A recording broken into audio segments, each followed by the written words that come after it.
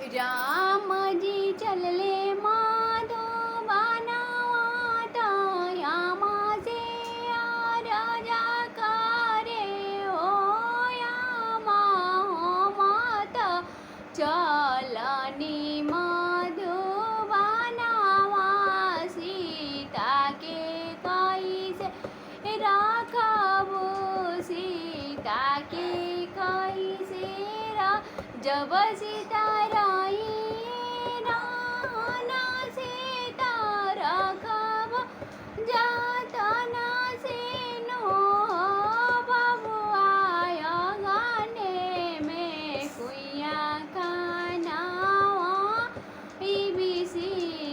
के नावा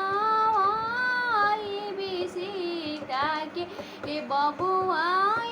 गाने में मंदिर बनावा